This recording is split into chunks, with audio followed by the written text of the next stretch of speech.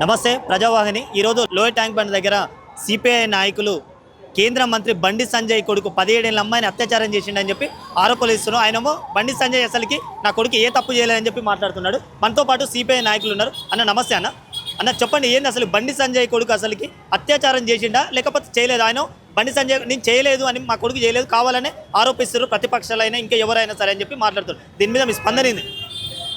బండి సంజయ్ కొడుకు తప్పు చేయనప్పుడు విదేశాలకు పారిపోవాల్సిన అవసరం ఏమున్నది? విదేశాలకు పారిపోయిందంటే తప్పు చేసినట్టు తేలిపోయింది. మనం కొత్తగా చెప్పేదేముందిగా.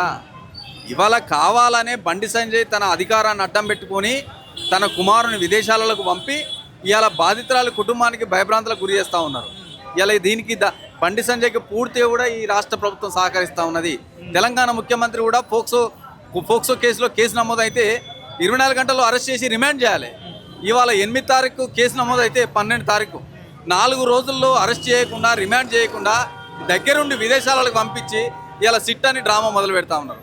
సిట్ అంటే అది స్పెషల్ ఇన్వెస్టిగేషన్ టీం కాదు, సంజయ్ ఇన్వెస్టిగేషన్ టీం. అది సిట్ పేరుతోని బండి సంజయ్ కొడుకును కాపాడే ప్రయత్నం ఈ తెలంగాణ ప్రభుత్వం చేస్తూ ఉన్నది అని చాలా స్పష్టంగా అర్థమవుతా ఉన్నది. అంటే ఇప్పుడు పోలీస్ వ్యవస్థ ఏమంటుందంటే అతను అసలు దొరకట్లేడు, అసలు ఎక్కడున్నాడో మాకు తెలియదు అని చెప్పి మాట్లాడుతున్నారు తెలంగాణ పోలీస్ వ్యవస్థ.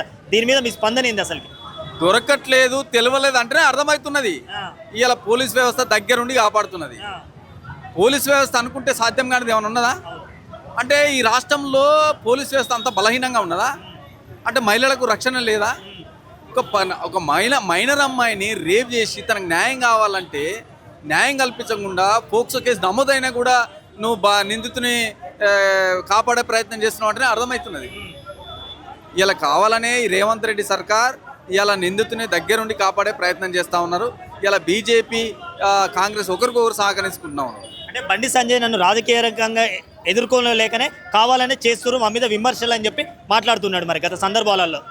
ఇక బండి సంజయ్ అది మాట్లాడుకుంటే ఏది మాట్లాడతాడు? ఇక బండి సంజయ్ ఇప్పుడు నేను అదే చెప్తున్నా కదా, నీ కొడుకు తప్పు చేయనప్పుడు ఎందుకు విదేశాలకు పంపాల్సి వస్తుంది?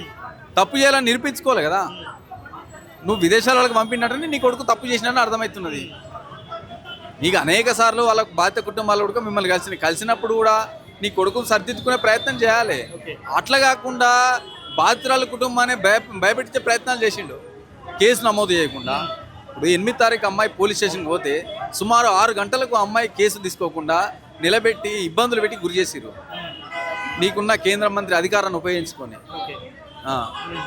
కాబట్టి బండి సంజయ్ 100% ఈ కేసు నుంచి తన కొడుకును తప్పించే ప్రయత్నం చేస్తూ ఉన్నాడు రాష్ట్ర ప్రభుత్వం సహకారంతో. అంటే ఈ ఘటన గురించి అసలు సీఎం రేవంత్ రెడ్డి ఇంతవరకు స్పందించలేదు. ఒక తెలంగాణ ముఖ్యమంత్రి గత సందర్భాలలో మీడియాలో కూడా ఎవరిని వదిలిపెట్టాం తప్పు చేస్తా అని చెప్పి కూడా మాట్లాడినాడు. దీని మీద మీ అభిప్రాయం ఏంటి? రేవంత్ రెడ్డి మాటలు కేవలం పేపర్ ప్రకటనల వరకే పరిమితమైనవి.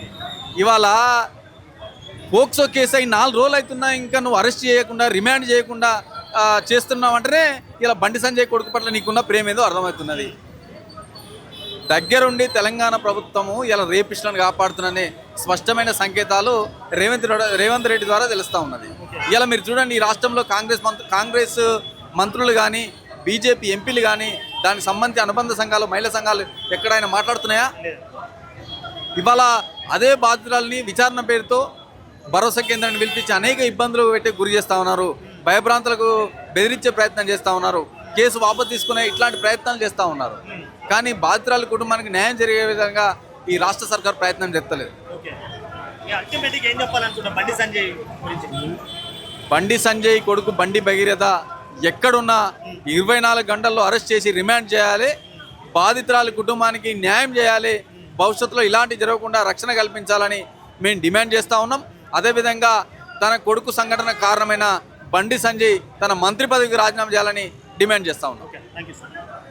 ఇలాంటి మరిన్ని వీడియోల కోసం మా యూట్యూబ్ ఛానల్ను లైక్ చేసి సబ్స్క్రైబ్ చేసుకోండి.